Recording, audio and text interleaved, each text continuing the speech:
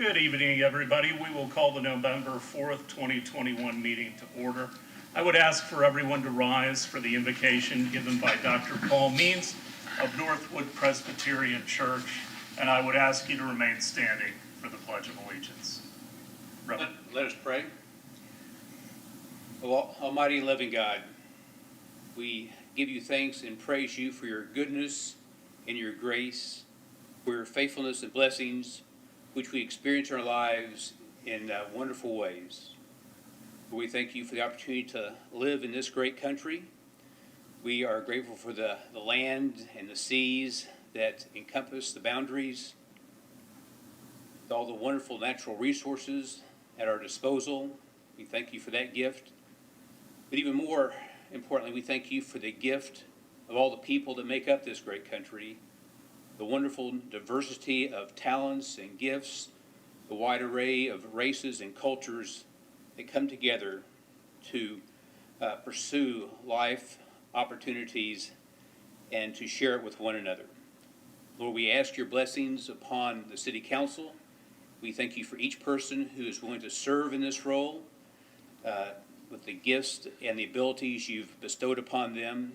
Give them wisdom and understanding, compassion, and a sense of decisions before them, the responsibilities that they have, the opportunities that present themselves, and the challenges that are sure to come.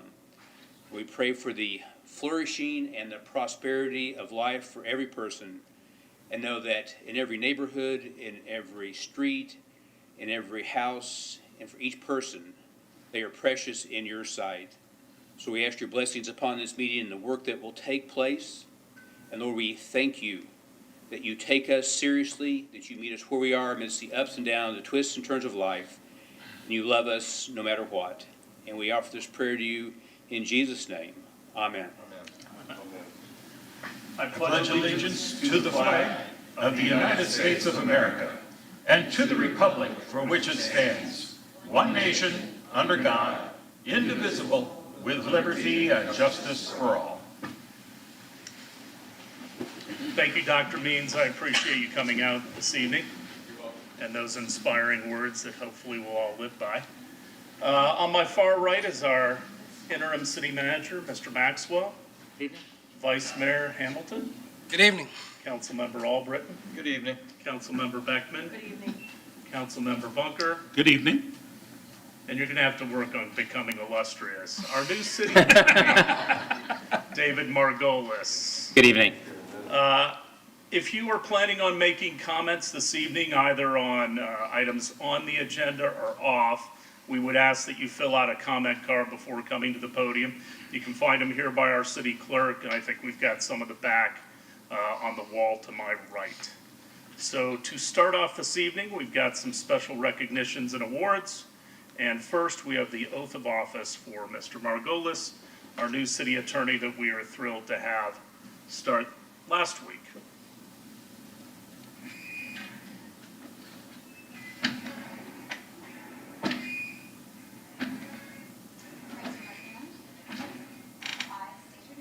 I, David Margolis, Do solemnly swear do solemnly swear that I will support, protect, and defend that I will support, protect, and defend the Constitution and government the Constitution and government of the United States and the state of Florida and the state of Florida and the charter and laws of of the city of Clearwater, that I am duly qualified to hold office under the charter and laws of the city of Clearwater, and that I will and that I will well and faithfully perform the duties of city attorney on which I am now about to enter.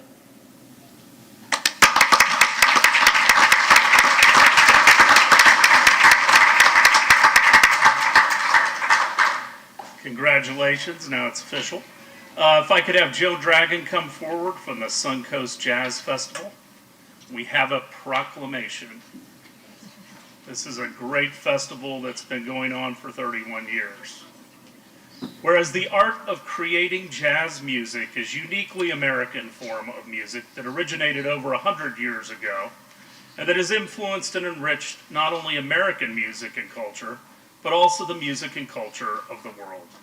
And whereas the Suncoast Jazz Festival is in its 31st year and brings increased attention to the city of Clearwater and its diverse and vibrant culture, and whereas the Suncoast Jazz Festival continues to feature local, national, and international musicians, and whereas the mission of the Suncoast Jazz Festival and its volunteers is to contribute to the education of local young musicians, to give them performance opportunities, and to foster the preservation of jazz.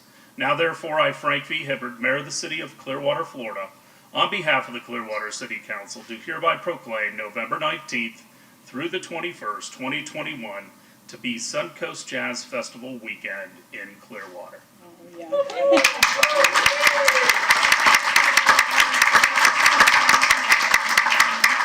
Part of our weekend for so many years. It's been a tough year for musicians. It's been a tough year for a lot of people, so we're so excited to be back this year. We have 4 youth bands coming in this year. We're trying to spread the reach and get more kids in to enjoy this fabulous music. And we have a master class this year led by the Brubeck Brothers Quartet. And so along with the Brubecks, and we have Jason Marsalis coming in town, we are trying to expand our reach to more of a national festival so that we can bring people into Clearwater to enjoy all that we have here. So a lot of festivals have closed their doors. We're still there and doing very well. So it's with support of people like you. And I have to say the Sheraton and the Marriott are very, very helpful in helping us produce this weekend. So it's a community effort. And if you can come on down, it's the weekend of the, let me get this right now, the 19th through the 21st of November, right before Thanksgiving. So anyway, thank you so much, and hope we see some of you there. Thank And you. we want to thank Joan for the cookies, Wildflower. Joan, let me give you the proclamation. Watch out, there's a rise right here and people trip on it. Joan, watch the rise. Okay, we don't want to lose anybody. Thank you so much.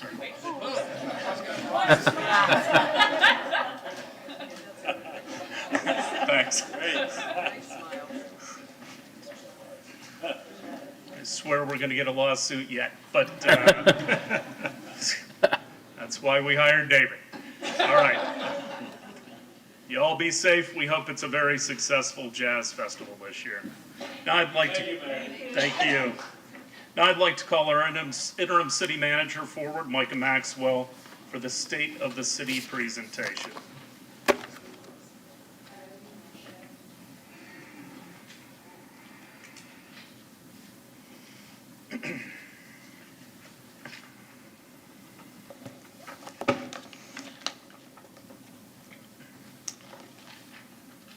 Ready to go here? There we go. You're good. All right. Good evening, Mayor, Council, and the residents of Clearwater. This evening, I'll be presenting to you the 2020-2021 State of the City Address. I would be remiss if I didn't begin this address by remembering our longtime city manager, Bill Horn. As you all know, Saturday, August 14th, we lost Mr. Horn to a suspected heart attack just prior to his retirement. The Clearwater community lost a great city manager and an amazing man that day. And many of us lost a good friend and a mentor as well. The annual report and citywide accomplishments, which I will be presenting to you today, are dedicated to Mr. Horn and his legacy. After all, a lot of the items that we'll talk about today had Mr. Horn's fingerprints all over them. While I and many others still grieve the passing of our city manager, I am very proud of how the organization that he built over 21 years has continued to move the city forward, never forgetting his values that mattered most to him: responsibility, integrity, and empathy. This evening's address includes 3 main elements. We're going to talk about our financial status, our citywide accomplishments, and then we'll finish up with how we plan to move into the future. So let's start with talking about our financial status. As you know, the city has required minimum fund balances for all of its 15 funds. While the final financial report will not be out until later this year, I'm happy to report that a review of our unaudited financial information forecasts us to once again meet those requirements for all of our funds. This is due in great part to the strategic approach of how the city has planned and implemented its operating and capital budgets. As in past years, staff was very focused on reviewing departmental operations to ensure that we are allocating resources in a way that balances social, environmental, and financial needs of the community. Based on our 10-year projections, we were able to recommend no millage rate increase this year, and our rate remains at 5.955, which you can see accounts for about 42% of our general fund budget. Property taxes are the largest revenue the general fund has and the most insulated from volatility once it's approved. 17% of the revenues are generated through franchise and utility fees, which are based on the usage of utilities, while 15% is generated by intergovernmental sources, such as taxes collected by other entities that we might receive a share of. So this is where the money comes from. Now let's talk about where it goes. The majority of our city operating expenses are associated with city personnel. The city has 1,847 full-time equivalent positions spread over 22 departments, but like many, we've seen an exodus of some from the workforce and have found it difficult to fill our vacant positions. At the end of last fiscal year, the City of Clearwater employed 1,628 full and part-time employees to fill those 1,847 positions. While the result is likely going to be a significant savings in salary over the last year, it's important to remember that these individuals are a key part of how we implement the council's vision, and not having the positions filled impacts our ability to do so. In the accomplishment portion of this report, I will touch on what we are doing to reduce the gap between vacant and budgeted positions. So we know that our employees are the biggest part of are the largest operating expense that we have, but what areas of the city are receiving the most funding? In fiscal year 21, our operating expenditures were budgeted at over $154 million, and half of those expenditures were planned to go to the public safety operations. The majority of the remaining operating expenditures went to operations which support quality of life in the city, mainly services provided by Parks and Recreation and the library system. This accounted for 26% of our total operating expenses. Important to note is that these costs only represent general fund operating expenses. The overall operating and capital budget for our 15 funds exceeds $615 million last year, a large portion of which is focused on our city's roadways and underground utilities. So how do we choose what to spend our dollars on? We use the City of Clearwater strategic direction as a guide to the projects, initiatives, and programs. It's the roadmap that dictates our priorities. The current strategic direction, which was last adjusted in 2017, focuses on these 8 areas: diversifying the economic base, increasing economic opportunity, developing and promoting our brand, fostering community engagement, being efficient, providing quality work, being financially responsible, and keeping people safe. Next, we're going to shift to our top accomplishments from fiscal year 21. This year, we decided to break down our city accomplishments into 2 categories: successes that resulted from our response to the pandemic, many of which have been accomplished over multiple fiscal years, and accomplishments throughout the course of regular business this last fiscal year. Let's start with the accomplishments associated with COVID-19. The Clearwater Public Library System pivoted from their traditional services to provide express library services. They provided curbside service and expanded its drive-through service so that the public could access library resources. The library also developed a rich offering of virtual programs and free take-and-make crafts to allow patrons to use library resources while safely distancing. These actions embody our strategic directions of safety and foster community engagement. The city provided financial support to some of Clearwater's residents as well, who were struggling financially as a result of the pandemic. Throughout last fiscal year, the Economic Development and Housing Department administered an emergency rent, mortgage, and utility assistance program with the assistance of staff from the library, utility customer service, and the finance departments.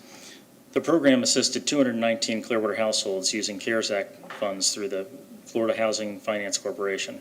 The city provided more than $127,000 in mortgage assistance and $983,500 in rental assistance. We paid more than $13,900 in security deposits, $874 in storage fees, and almost $186,700 in utility payments.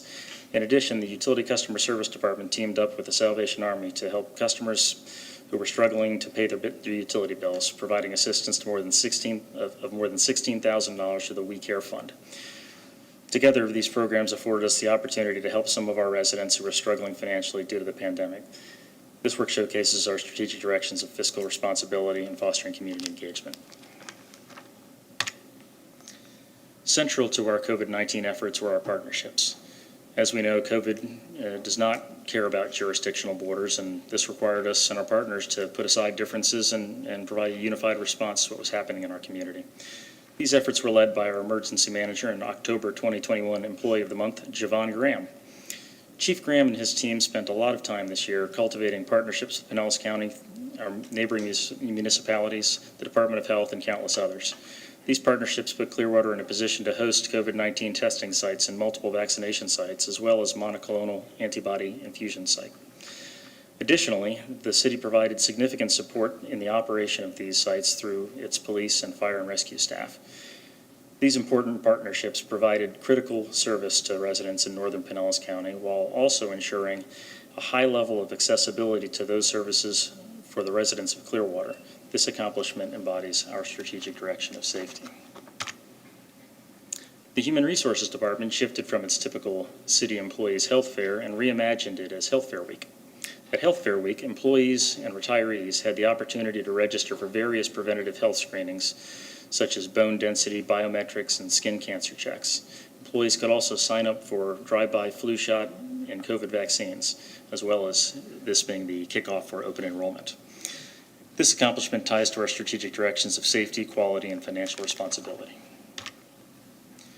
The pandemic also brought on numerous challenges for the city, and chief among them, The pandemic brought on numerous challenges for the city, and chief among them was ensuring the physical and mental health of our workforce. Throughout the pandemic, the city has maintained a consistent approach and taken proactive steps to adhere to CDC guidelines. We believe this was a major reason why we have been able to limit our number of employees who have tested positive for COVID to 383 over the last year and a half, and why we have avoided workplace spread of COVID-19. In addition to COVID safety protocols, COVID required operational departments to rethink how they provided services. In every department, employees worked to reimagine how they could continue to operate, whether it was a direct service to the public or providing other departments what was needed to continue to operate. Our departments stepped out of their comfort zones and allowed themselves to try some new things. Not all of those things had positive results, and some, frankly, totally failed. But as your city manager for the next 3 days and the assistant city manager here at the city for the last 4.5 years, I've never been prouder of our staff and when they've showed their willingness to try, fail, and try again. And that was evident throughout the pandemic. Together, these actions represent our strategic directions of safety, efficiency, quality, financial responsibility, fostering community engagement, and developing and promoting our brand. Next, let's look at some of the successes that happened in the regular course of business. The Planning and Development Department kicked off Clearwater 2045, which represents the city's efforts to update our comprehensive plan. This plan will guide growth and development for Clearwater and helps to ensure consistency with our neighboring communities as well. This initiative will ultimately result in goals, objectives, and policies formulated by a combination of community assessments, forecasting, and public input. The plan is symbiotic with the city's strategic plan, providing a foundation for achieving a vision for the future, while the strategic direction focuses on what we need to do in the short term to turn that vision into a reality. This year, the city adopted Clearwater Greenpoint 2.0 in an effort to advance our sustainability goals. The new plan aims at reducing citywide greenhouse gas emissions to 80% below baseline levels citywide by 2050, and includes goals for the city as an entity as well as for the community itself. Since the plan was approved, our staff has been focused on determining what locations make the most sense to pursue elements such as solar for energy alternatives and mapping out an implementation plan. The Greenprint program promotes our strategic directions of efficiency, quality, fostering community engagement, financial responsibility, and diversifying our economic base. The City of Clearwater's fleet was recognized as one of the top 100 best fleets in America for the 4th year in a row by the National Fleet Management Association. In addition, the city approved its Green Fleet policy as part of Greenprint. Under this policy, the city is committed to transition its light-duty vehicles to those powered by alternative fuels, such as electric or hybrid vehicles. The city seeks to convert 100% of its light-duty fleet to these alternative fuels by 2040. These efforts represent our strategic directions of efficiency and financial responsibility. Thanks to our commitments to resiliency, residents in the city of Clearwater get a discount on their flood insurance. The engineering department successfully completed the community rating system recertification, which resulted in the city maintaining its classification. The result is continued savings to Clearwater homeowners of 20% on their flood insurance premiums. These efforts showcase our strategic directions of financial responsibility, develop and promote our brand and quality. The city finished design of and started construction on Imagine Clearwater, our downtown waterfront redevelopment project. This is an exciting time for members of our community who've been waiting for this project. Imagine Clearwater includes an expansive park, recreational spaces, and a gateway plaza and bluff walk that connect the park to downtown. Other amenities include a promenade overlooking the intercoastal waterway, a lake area, and an ocean-themed play area with an interactive water feature. The additions to Coachman Park also include an amphitheater that can host concerts and performances all year long. Construction has already begun and the park is scheduled to open in 2023.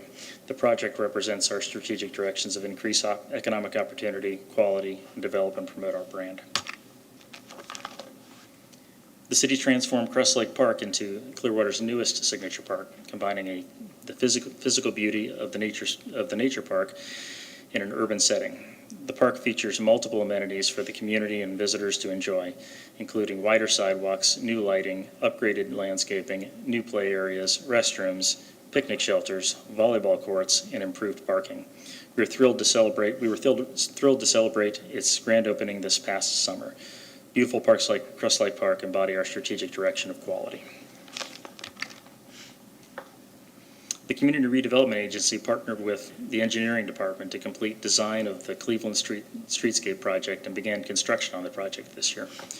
A major emphasis during the planning process focused on community outreach efforts, and meetings with the public have continued as the project has transitioned into the construction phase. The project includes replacing underground utilities for water, stormwater, and sewer pipes, and increased mobility in the form of new sidewalks, bike lanes, and safer intersections. Additionally, a public festival core area will be developed at the intersection of Cleveland Street and Gulf to Bay Boulevard as an added community amenity. The investment into Cleveland Street helps to provide an east-west connection from the downtown gateway all the way to the waterfront in Imagine Clearwater. This project reflects our strategic directions of increased economic opportunity, fostering community engagement, and quality. The city and the CRA have continued to focus on bringing more housing to its downtown.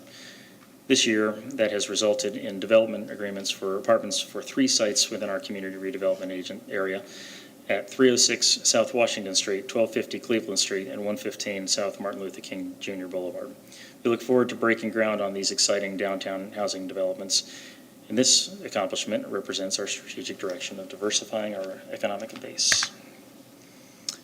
A cross-departmental team from Economic Development and Housing, CRA, Planning and Development, and Public Communications partnered with the Clearwater Urban Leadership Coalition to determine the feasibility of creating a community redevelopment area in the North Greenwood community. The efforts of this partnership resulted in support by both the City Council and Pinellas County Board of County Commissioners for the creation of a CRA plan in North Greenwood. And the partners are continuing to work together in developing the CRA plan, which is actually on the next council meeting agenda. This effort ties into our strategic directions of increasing economic opportunity and fostering community engagement. Librarians from the Clearwater Public Library System provided research assistance to the Clearwater Heights Reunion Committee regarding lost African American grave sites in Clearwater. This information was invaluable to the engineering department as they led an investigation of 2 such sites and confirmed the existence of graves on both sites. At our next council meeting, we'll also be planning to discuss the results of the investigation of one of those sites in more detail and discuss further steps with the City Council for both sites. This action ties into our strategic direction of fostering community engagement. The city launched an innovative program that ties into the preservation of history. It's called the Memvelope Program. Staff from the Clearwater Public Library System preserved nearly 4,000 treasured photos, slides, negatives, videos, films, and audio recordings for patrons through its free Memvelope, or Memory Envelope, drop-off service. This important program was awarded the Technology Innovation Award in the Citizens category from the Government Technology Special Districts Awards Program, very long name. This program showcases our strategic direction of fostering community engagement. This year, several arts and culture projects were brought to life in Clearwater neighborhoods in our downtown. The Community Redevelopment Agency continued its focus on the arts as a tool for redevelopment, funding 3 new murals painted downtown, 2 murals painted on Cleveland Street traffic barriers, and a wearable art exhibit in vacant storefronts along Cleveland Street.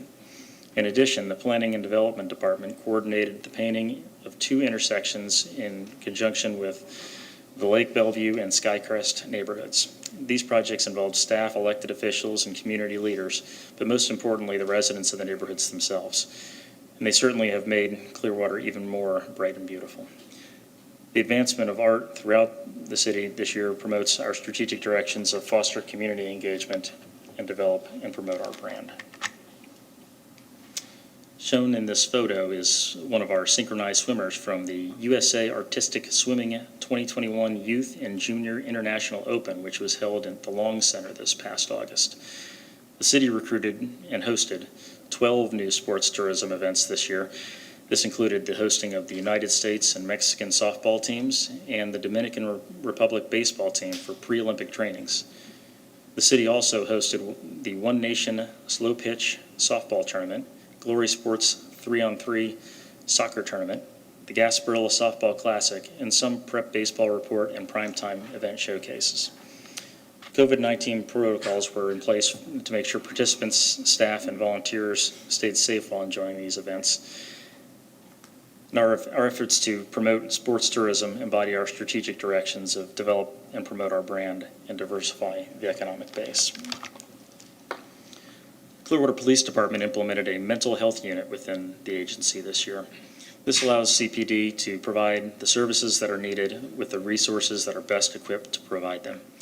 The unit has 2 patrol officers assigned to work hand in hand with mental health professionals on calls, and other officers have been trained as well to provide backup on these calls. This new program ties into our strategic directions of quality, efficiency, and fostering community engagement. The Clearwater Police Department went live with its body camera program this year. The department equipped sergeants and officers in the patrol division with the cameras, as well as specialty units such as SWAT and the Special Enforcement Unit. The cameras have worked to fulfill the police department's continuing pledge of transparency to the community and has been a benefit to the citizens and officers alike. In some cases, police supervisory staff have been able to resolve citizen complaints by simply viewing the video from the body cams. This success promotes our strategic direction of safety and efficiency. The Solid Waste Department included 3 underground refuse system units at our parking lot along Mandalay Park on Clearwater Beach.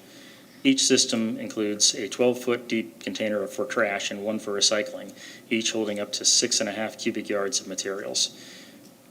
These trash and recycling vaults keep trash hidden from the public's eye, away from pesky seagulls, and should reduce the number of times the department visits the beach every day. This should decrease the amount of carbon emissions created by the vehicles, give a boost to recycling efforts on the beach, and have a positive impact on the traffic in Clearwater Beach. This innovative approach is an example of how departments are rethinking how they operate, and it reflects the strategic directions of efficiency, quality, and develop and promote our brand. While not as significant as 2017, the effects of red tide in our region did impact Clearwater and the neighboring beaches. This year, the Parks and Recreation Department teamed up with Engineering, Solid Waste, Pinellas County, and the Fire Department to minimize the impacts of red tide on Clearwater and Sand Key beaches. Teams cleaned up the beach multiple times a day for months during the hottest times of the year, and their hard work resulted in our beaches remaining bright and beautiful throughout the summer. This hard work represents our strategic direction of quality. As mentioned earlier in the presentation, the city has not been immune to nationwide challenges related to recruiting and retaining talent. However, our human resources staff has worked hard over the last year to overcome these challenges, highlighted by the department's development of a plan to early implement the requirement to increase minimum wage to $15 an hour. HR worked hard with finance and legal to assess multiple implementation scenarios and determined that the team determined that the financial impacts of early implementation were dwarfed by the financial, social, and environmental impacts associated with not being able to recruit and retain our staff due to a lag of implementation. Additionally, the HR department coordinated efforts to hire both of the city's two top employees, the city manager and the city attorney, Mr. Margolis, both of which will start their employment in early FY22. It's fiscal year, sorry. These actions reflect our strategic directions of quality, efficiency, and financial responsibility on the home stretch. So those were the accomplishments for last year. Let's look at what's coming up in the year ahead. This year, our organization will welcome new leadership, as I just mentioned, in the form of the city manager and the new city attorney. Goals for the coming year include completion of the comprehensive plan and the council's strategic planning process, and reevaluating business processes and resource allocations to ensure that we can support the implementation of those plans. Focus for the immediate future surrounds our ongoing efforts to revitalize downtown Clearwater, solidification of plans for our future city hall, continuation of master planning related to our infrastructure, and of course, the city will continue to provide the high-quality core municipal services that our residents have come to expect each and every day. On behalf of the city staff, I would like to take this opportunity to say thank you to Mayor Hibbard, City Council, and the residents for all of your support in the last fiscal year. We've accomplished a lot, and your interaction and support made all of it possible. Speaking of the staff, I'd also like to thank our employees for their dedication and hard work every day, especially amid the pandemic, and to take care of what needs to get done to ensure Clearwater stays bright and beautiful from Bay to Beach. At this time, I'd like to take any questions that the council might have of me or any of our staff, and we do have our staff here in the background here. Thank you, Mr. Maxwell. Any questions from council? I want to thank the entire staff. It's been a very difficult fiscal year. As you said, we go from October to October. Not only the loss of Mr. Horn, but obviously the pandemic made all of our operations more interesting. So we look forward to the coming year and the new leadership. I think it's going to be good for everybody. We'll get a chance to relook at how we do things, and that's always healthy. So I want to thank you for the presentation, public information, for all the work that goes into it, and all the directors who are here tonight. Keep up the good work. So, Mayor, I would be remiss if I did not give a special thanks to Heather Parsons, who helped significantly with the presentation, and both Ms. Call and Ms. Castelli, who grilled me in multiple practices. Very good. Well, it all worked out. Now I would ask if there are any amendments to the minutes of the October 21st, 2021 meeting. Hearing none, do I have a motion? Move approval of the minutes as submitted. Second? All in favor? Aye. Opposed? Unanimous. This time I'll open it up to citizens to be heard. If there are citizens in the audience that would like to speak to items that are not on the agenda, please come forward. I ask you to fill out a comment card and respectfully ask you to keep your comments to 3 minutes.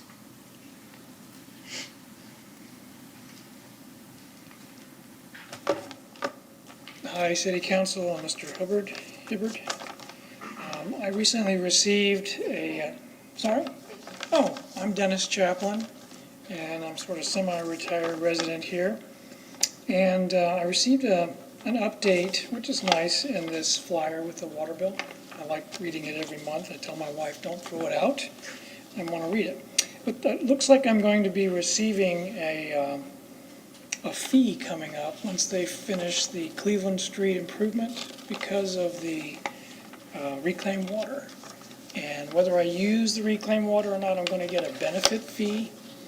And I feel like that tax, it's more like a tax, is unfair if I choose not to use the service. And my question is, are you going to plan at some point in the future to eliminate that fee? It is not planned to be eliminated. It originally did not exist. And over time, what we found was all of the residents that did not have reclaimed water or access to it were basically subsidizing those who had access to reclaimed water. I personally have reclaimed, love it. Very inexpensive, obviously. You're not restricted to when you can use it. You still can't water from 8 to 4 in the daytime, but you can water every single day, and you're not using potable water. So if I understood what you said, it used to be the fee was spread out in all across the city? There wasn't a fee. Oh. And so all of the residents were paying for it. We can only get reclaimed to about a quarter of the residents, because it takes about 4 homes to create enough reclaim for one. We also try to get rid of the reclaimed in big projects like the landings, which is going to be using it because the federal government no longer allows us to pour that water into the bay. I understand there's a 7 million gallon issue that you're trying to address. I'm just unhappy about a fee for a service I don't plan to use. I understand. As you know, costs are going up everywhere, and it just didn't sit right with me for something I'm not benefiting from personally. And the last thing is, I wanted to bring up just an aside. A little disappointed they're closing the YMCA on Highland Avenue. Just it's been a great community service that they provide, and I realize that at some point they're going to resurrect something, but it's just a little disappointing to lose that in the city of Clearwater. A lot of history there. Thank you for coming out tonight. Sure, thanks. Yes, sir.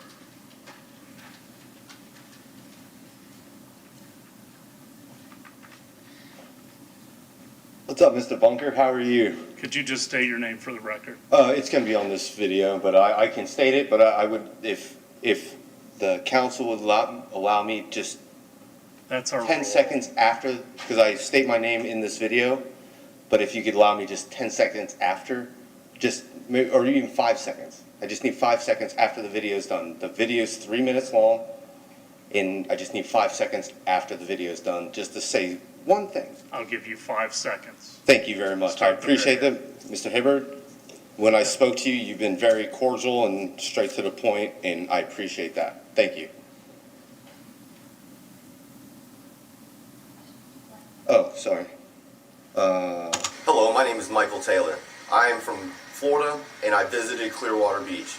I ran across multiple of issues. I met a lieutenant, 2 detectives, and 4 other officers that did not know the law, and they could not figure it out. This is an issue. This is going to get somebody hurt or put in jail. I hope this video helps educate not only the public, but law enforcement as well. Thank you. Whoa, whoa, whoa, whoa, hey, why you got your hands on me? Because you're walking with the fire. I know, I'm going fishing. Look, I got a fishing pole.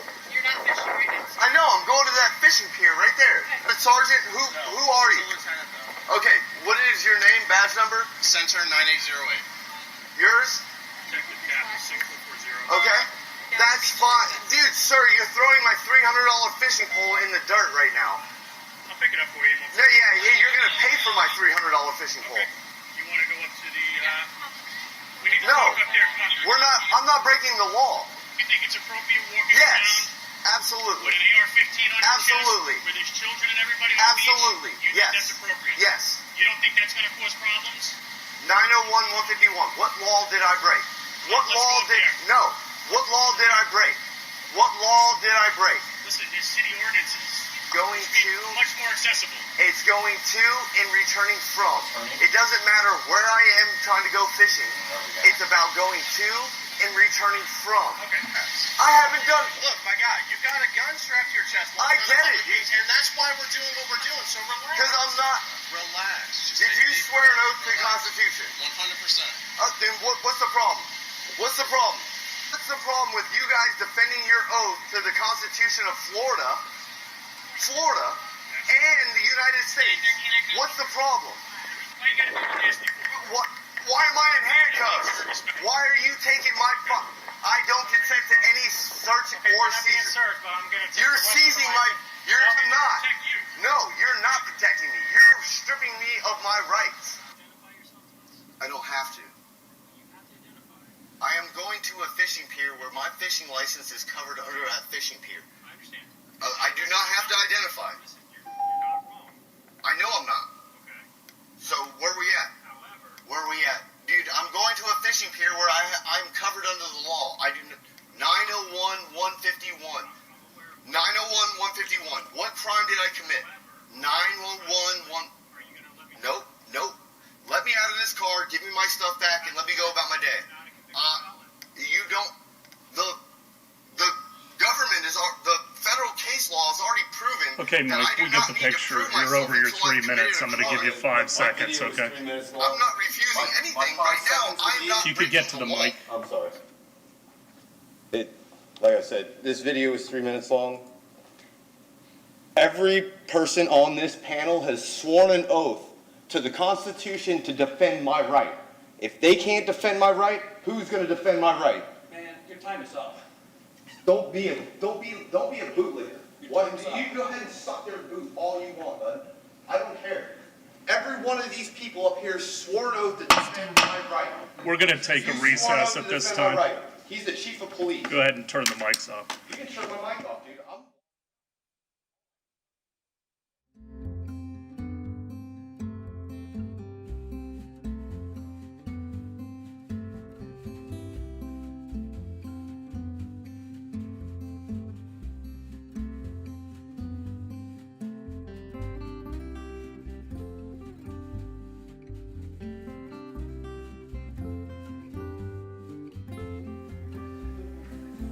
Any idea on how long you'd like the recess? 5 minutes? Or do you want to come back now? Now, it's fine.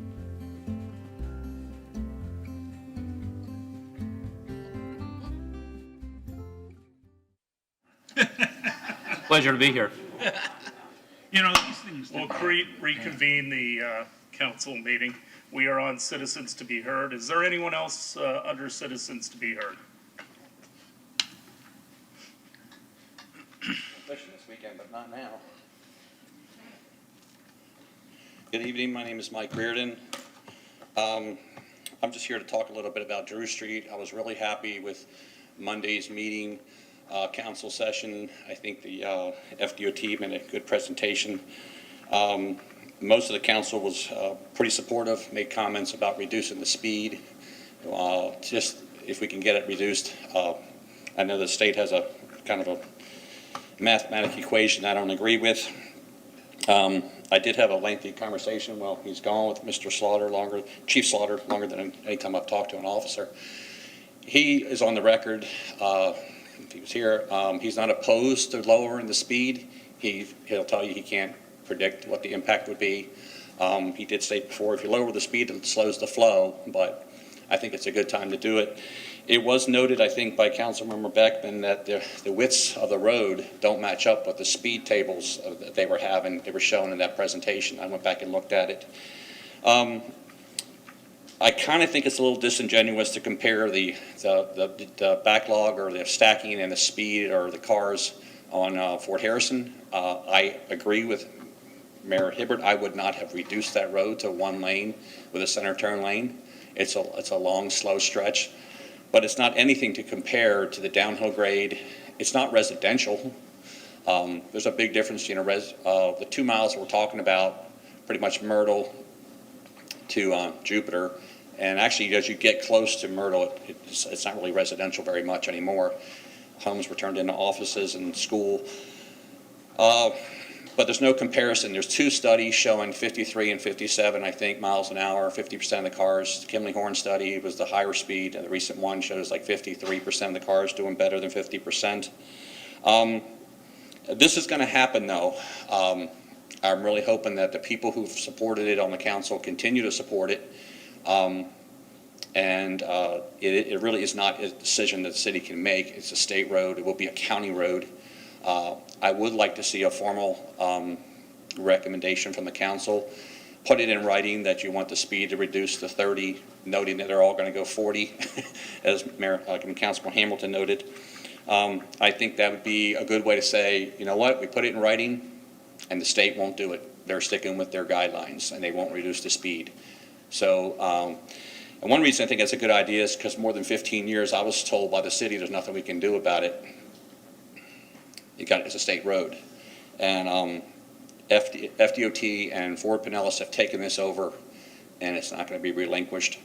I hope the city does make some changes on the section that the city owns, because I don't agree with some of those designs. I think it'd be better another way. Got a lot of notes here, but sunshine there kind of threw me off. Y'all have a good night. Thank you. Thank you, Mr. Reardon. Anyone else for citizens to be heard? Yes, Ms. Call. A comment was submitted by Beth Davis. I appreciate the time and candor discussing Drew Street safety at this week's work session. Today I learned that the radar sign at Orangewood and Drew does indeed have a slow down flashlight, but not until you are going 60 miles per hour.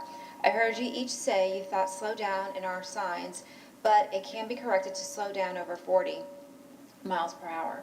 There are also several gas lines on the north side of Drew here, so neighborhood safety is on our minds. We realize there are no simple solutions, but somehow progress, action, and your follow-up will make a difference sooner rather than later. Thanks again for your time on this. Any others? Councilmember Beckman. Thanks. I was wondering if I could ask just a clarifying question since Chief Slaughter is here. The electronic speed sign on Drew, do you know what it's set at to flash, like slow down? Is it set at the speed limit or?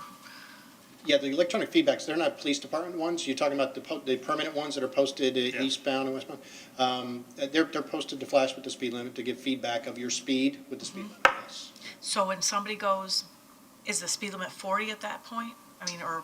Well, there's one on the going westbound that's just before Highland, and then the other one is kind of around, I believe, kind of like Lincoln, coming eastbound. And do they flash what your actual speed is, or yes. do they flash yes, slow no, they down? flash your speed, and I think it even changes colors to red if you're over the speed limit. But it gives you even a feedback if you're low. Okay. It gives you your actual speed. Okay. So it starts flashing as soon as you're 1 mile per hour over the speed limit? Yes, well, it'll give feedback no matter what your speed is. Okay. So, but, the radar is going to take the most reflective item that it sees. Mm-hmm. And so if there's multiple vehicles, and it's also going to take a factor of speed. So if there's vehicles that are going faster than others, it will give feedback on the faster vehicle. Okay. It's supposed to. Thanks. Thank you, Chief. All right, any questions or any items from the consent agenda, items 7.1 through 7.13, to be removed by either council members or the public? See none, do I have a motion? I move to approve consent agenda items 7.1 through 7.13. Second? All in favor? Aye. Opposed? Unanimous. 8.1. Good evening, Mayor. An ordinance of the City of Clearwater, Florida, making amendments to the Community Development Code by amending Chapter 51, Flood Damage Prevention, providing for incorporation of updated FEMA flood hazard maps, authorizing the floodplain administrator to rely on best available data when locally determined data is available, and establishing the minimum basis for flood hazard areas and base flood elevations, clarifying definitions specific to this chapter, providing certain conditions for when accessory structures may be located below the base flood elevation, updating minimum elevation standards consistent with Florida Building Code and FEMA best practices, certifying proper advertisement, providing for severability, and providing an effective date. This is ordinance number 950821, which is here before council on second reading. Anyone from the public to speak to this item? Do I have a motion? Motion to adopt ordinance 9508-21 on second reading. Second. All in favor? Aye. Opposed? Unanimous. 8.2. Mayor, this item was previously continued to a date uncertain. This is ordinance number 9503-21 and the two companion items to go along with it. This is an annexation. The property ownership, as council had previously heard, had transferred in between the time that the ordinance originally came up. The new property owner, as I understand it, has just submitted a petition for annexation. My recommendation at this time is for a council member to make a motion to further continue to a date uncertain. If that motion is approved by council, we will then put that on a first reading after the annexation has been processed by the permitting team. Can we continue all three of those in one fall swoop? Anyone to speak to items 8.2 through 8.4? Do I have a motion to continue to date uncertain? I move we move to a date uncertain. The ordinances involved in 8.1 through 8.4. 8.2 through 8.4. Oh, 8.2? Okay, that. Second. All in favor? Aye. Opposed? Unanimous. 9.1. Approve the 2021 state legislative agenda as called. Council members, as discussed at the Monday's work session, the legislative agenda this year includes appropriations requests for the resiliency components of Imagine Clearwater, $1.2 million for wave attenuation walls, $1.4 million for site fill, $1.3 million for engineered stormwater control system, and $250,000 for solar panels, as well as in supporting various bills that we have identified that the city supports and those bills that the city would oppose. During the work session, just as a follow-up, I know that there was two requests from council. One of them was to include the mooring fields. So I did reach out to our state lobbyists to discuss regarding the anchoring limitation areas, and that's something that the city can already pursue. I have reached out to Mr. Chesney, and I've provided the information that our lobbyists shared to the city attorney so that we can go ahead and review it, and when legal will go ahead and review it and then pursue the designation process through the county. So that's actually something that's available to the city already. So I did not include in the legislative agenda because there's really no need, as there is a process to pursue. At the very end, there was also the request to include a statement regarding citizen engagement. So at the bottom, where it says, in addition, the city will support the Florida League of Cities in pursuing its legislative issues, I've added, the city will strive to inform residents of legislative initiatives that will impact the city and their quality of life and encourage citizen engagement with state legislators. Any questions for Ms. Gall? No, thank you for including that about informing residents. Did we want to include anything at all about the building inspections, condo building inspections, condo, hotel, high-rise building inspections in response to the surf I zone? have not, staff has not identified any specific bills, and I'll work with the city attorney to see if there's any that have been posted. Because we have not reviewed anything that has been, I think that's something that staff can go ahead and review, because that would impact. And then if it does need city approval for us to do any other action, then of course, obviously, I'd come to council to amend the agenda. Okay, I thanks. did talk to our senator, and he just suggested we get this to them as soon as possible with the list of As soon as appropriations. Yes, as soon as this is approved tonight, I've already have the forms, I will submit them. I just wanted to make sure that this was approved, but they're ready for tomorrow morning. Very good. Anyone from the public to speak to 9.1? Have a motion? Move approval of agenda item 9.1. Second. All in favor? Aye. Opposed? Unanimous. 9.2. Blind Butcher exhibit update. Ms. Thompson. Yes, thank you. Amanda Thompson, Director of the Clearwater Community Redevelopment Agency. I wanted to let you all and the public know that this Saturday will be the first official opening and event for the Everglades exhibit by artist Clyde Butcher. There will be a book signing from 11 a.m. to 1 p.m. right here in the main library. As you know, this is in partnership with the Clearwater Library, and the idea actually came from a Clearwater resident, Taryn Mohajeri, who knew of Clyde's photography and thought it would be a good fit, so she took it upon herself to drive down to the gallery and invite them up. So we love it when our ideas come up from the community and we're able to make them happen. It is free. It will be free through May 31st, the entire time that it's here of next year. It is family friendly and easily accessible, so we invite everybody to come down. We will be developing programming celebrating the natural beauty of Florida, especially on our own waterfront and when we're rebuilding Coachman Park, as well as the importance of clean water in Florida. The last thing I will say is that we take very seriously the investment in Coachman Park, so you will continue to see high-quality arts programming, other types of special events and programming as we start building audiences now. Even though we're under construction, we still want people coming now so that they're ready when the park opens. I'm happy to answer any questions. Any questions for Ms. Thompson? Councilmember Beckman. I just make a little comment. It was just such a pleasure to meet him and his wife and his daughter today and learn what his passion is, his inspiration is, some stories related to those photographs. It really was a big treat, and I'm super excited and proud that it's free, it's easily accessible, and it's just stunning photography. So I'm happy that it's here for so long, too, and it's such a good price, so it's very good. Well, thank you for your support. I mean, you make it happen. It was great to meet Mr. Butcher today.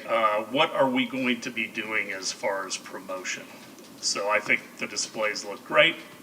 How are we getting it out there that it is free and that it's here till May? So if you could just tell me the list of publications that we're going to Absolutely. Today we had Fox News and Bay News 9, and then City Public Comms did a great job capturing B-roll that they've sent to the other TV stations. We have, of course, a full slate of social media ads that'll be going on. We'll have paid print advertising in Creative Loafing and in the Tampa Bay Times. So we'll have a full ongoing communications campaign. Right. Appreciate that update. Thank you, Ms. Thompson. Anything else, Mr. Maxwell? Only to thank the council for the opportunity over the last several weeks, couple months. I'm excited about how it came about, but certainly happy to be of service to the city. Want to thank the staff for all the support that they've given me over the last 2 months. It's obviously we've had a lot going on, but very much appreciated. Well, difficult time and handled well, so thank you. Mr. Margolis, anything else from you? Just briefly, if I could, Mayor, I just wanted to say to the City Attorney's Office and to our staff that I'm proud to serve with you. Thank you for welcoming me. I hope that I can be the leader, the friend, and the mentor that each of you deserve in this office. To our citizens, I hope that you'll come up and introduce yourselves to me when you see me at the grocery store and see me in public, and so that I can learn so much about the city that you've called home for so long. And to our council, I promise to uphold the public trust, to serve with integrity and with conscience, and I hope that each of you will be proud of me in the months and years ahead. Thank you for welcoming me to Clearwater. Thank you, Mr. Margolis. Item 11.1, Councilmember Albritton, PSTA Forward Pinellas update. Well, I thought because we were discussing our legislative priorities, it seems like this is the time of year that all the different committees do that, because they want to tell both Washington and Tallahassee what we really need. So the 2022 federal legislative priorities of PSTA, number one on the list is our RAISE grant, and the Clearwater Intermodal Center is in the center of that, $25 million. Now, next Tuesday, I'm on a Zoom call with Senator Chris, the U.S. DOT, Harry Glenn, Brad Miller, to discuss the RAISE grant, and hopefully we will be successful. And we should know something by, I'm hoping, November the 22nd, 23rd on this. So keep your fingers crossed. Number two came in as the Infrastructure Investment and Jobs Act. Senate's bipartisan infrastructure bill was important. Number three was the Fiscal Year 22 appropriation, pass and sign into law by the end of 22. The ranked U.S. DOT priority requests are RAISE grant, number one again. Solar charging and rapid chargers earmarked for St. Pete and Clearwater. Because PSTA is converting all their hybrid buses now to total electric buses, we do have charging centers for the new electric buses. We've got 19, and we have 60 more that are going to be ordered over the next 5 years. They'll all be electric, and they'll need charging loops for them, so we're looking for funding on that. Of course, the electric bus funding itself, that's going to go out as an ask. The ferry service capital investment, fiscal year 2022, Clearwater, or PSTA, and all of us are going to get behind the Cross Bay Ferry and try to get them supported to get funding for them from the government.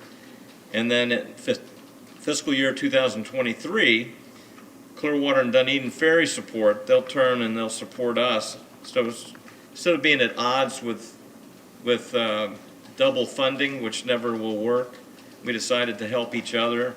And that gives us an extra year to get funding behind it with Clearwater, like we did the Intermodal Center, get everything organized so we can be successful on that.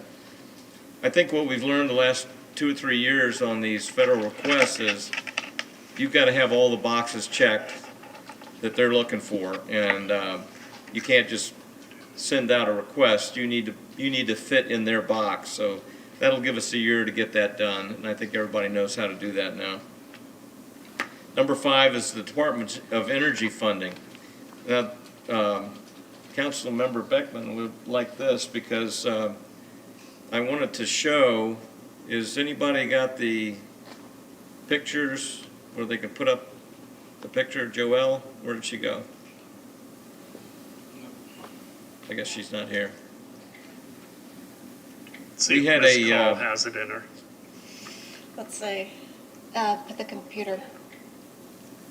Okay, there you go. You got it.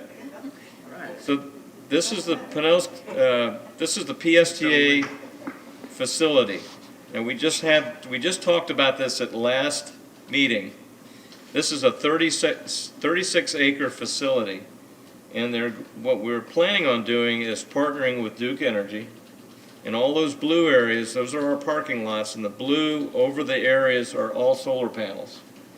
And because we're going to all electric buses, this will give us enough energy to not only supply all electric for the facility, but also give shade to the buses when they park, and give us electricity for the charging loops, and then enough electricity we can sell back to the grid.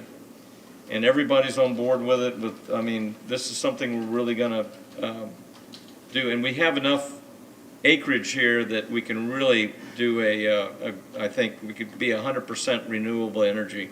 So I'll give you an update as to when that's going to happen, but we're planning for it now. Number 6 is workforce development funding, and that's the training for zero emission buses and AIM funding. The state of Florida legislative priorities, number 1 is restore transportation disadvantaged innovative service development funds for support job growth through PSTA's successful lake shift partnership with Uber and Lyft. Number 2 is FDOT's Transit Rule 1490 revisions, partnerships, again with transportation network companies like Uber and Lyft. And then number 3, the VW settlement funds, which we were talking about also with the city of Clearwater. 50% of the remaining VW funds go for transit buses. So we're going to be asking to partner in that funding as well. Number 4 is electric infrastructure funds, similar to the state's natural gas fuel fleet rebate program. And so we're going to be doing that. Now, the other thing that we're doing is we have a PSTA brand refresh, and I wanted to show some pictures on this too. They're up here. Rose, you're up again. Oh. Well, there's another one? No, I need to go back. Let's see. They got them in the right order here? They're doing it from the back of the room. To the 1970s bus, if you could.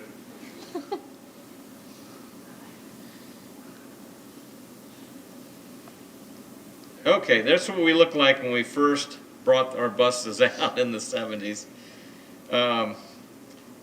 And then go to the next picture. That's the 80s. We changed the kind of more sleeker look. And then the 2000s is the next picture. And that's what you see now. Most PSTA buses, that's what we have on it. But we decided we'd go with a better, simpler scheme. So if you go to the next one, it'll show you that this is what we're going to be doing on all our buses. It's a lot simpler. We're not going to have the advertising wraps on the whole bus. We'll just have areas, as you see there in the middle picture, where you'll have a smaller area for advertising, but it won't be a full wrap. And then the next picture shows what it looks like on all the different types of buses that PSDA has in their entire fleet. So that'll be rolling out after the first of the year. That's it. Any questions for Councilmember Albrecht? No questions, but very excited about the solar. Yeah. Yeah. All right. Closing comments. Councilmember Bunker will start on my left. Well, there's a news story today about a judge who has ruled that any Scientologist who tries to sue Scientology has to go through Scientology's arbitration system, which is insane, because you have to sit before a panel of Scientologists in good standing who consider you as a oppressive person. So I hope there's some way to talk some sense into the American courts to realize you will never get justice by using Scientology's internal justice system. And other than that, have a lovely weekend. Councilmember Beckman. Just wanted to say thank you for attending. Wanted to encourage people to register to vote, check your voter registration. We have elections coming up. I want to encourage you to get involved in the city, attend our advisory board meetings, sign up to be considered for an advisory board. Your voice really matters. We have the state legislative priorities that we went through that are attached to this agenda. There are very important things going on at the state level that you can be engaged with as well. So I just want to continue to encourage that citizen awareness and engagement and collaboration with us here in the city. Councilmember Albrecht. Well, we welcomed our new city attorney, David Margolis, and I just want to say next meeting, we'll welcome our new city manager, John Jennings, and we're all looking forward to seeing him. Also, welcome to a new business in Clearwater at Clearwater Mall, Cookie Crumble. They have great cookies, by the way, but there's always a line at the door, so I could just recommend, if you're going to try them out, order them online and then go by and pick them up. It's quicker. And today, I had the pleasure of meeting Clyde Butcher. My mother was a big fan of his. We had his photography all around our house growing up, and I actually got to meet him today. And I want to tell you, this museum that has his photos here at the library it's really a great job. They did a great job setting it up. And the pictures are a lot bigger than the ones I had in my house. They're huge. And I think everybody's going to enjoy seeing them. So put it on your calendar to come down, just take a look at them. Vice Mayor? Again, yeah, the Clyde Butcher exhibit is amazing. Amanda, great job. It is really, if you don't get down here to see it, you're missing out. And other than that, the only thing I can say is enjoy the extra hour sleep Saturday night, Sunday morning. Don't forget to turn your clocks back an hour. Of course, Thank you, the Vice bad Mayor. part is the sun will set Sunday night about 5:45. So, Well, we hope everybody has a good weekend. I want to thank all the volunteers that are going to come out this Saturday for Paint Your Heart Out and the work that Councilmember Beckman has done with the committee. It should be great to see some of those houses transformed. And as we start to enter the holiday season, let's just remember to slow down a little bit and appreciate all the things that we are blessed with, to include our faith, family, and friends. And be nice to everybody out there. It's pretty good. We're adjourned. God bless.